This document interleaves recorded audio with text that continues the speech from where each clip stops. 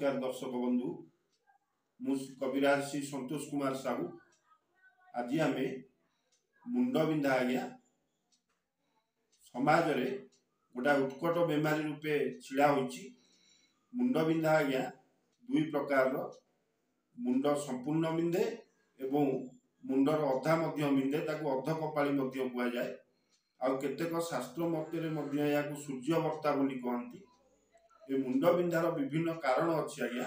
कारण गुड़िक है आपणकर दिवा निद्रा, राति अनिद्रा, मलमूत्र बेग रोध, अत्यधिक सहवास करिबा, आपण मानकर रोग शोक चिंता दुख ए सबुर कारण देखा दे पारे।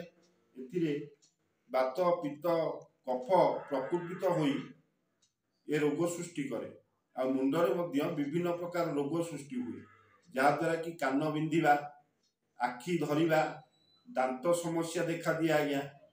सेहीपरि आपणकर स्त्री लोक मानकर आज्ञा रजरोध देखा दिए, विशेष करिकरी अधिक ऋतुस्राव एथिरे संक्रमित होई विभिन्न प्रकार रोग सृष्टि करे।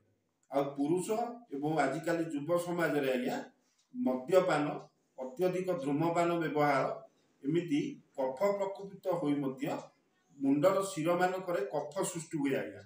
जहा द्वारा कि मुंड बिंधा एमिति हुए जहा द्वारा कि मार्तुली रे पिटिला भली मुंडर तीव्रता देखा दिए, जहा द्वारा कि रोग एते मात्रा रे प्रभावित कराए लोक विचलित हो जाए आज्ञा। एथिरु मुक्ति पाइबा पाई शास्त्र रे थिबा गोटे परिचित तुटुका आज्ञा कहूची।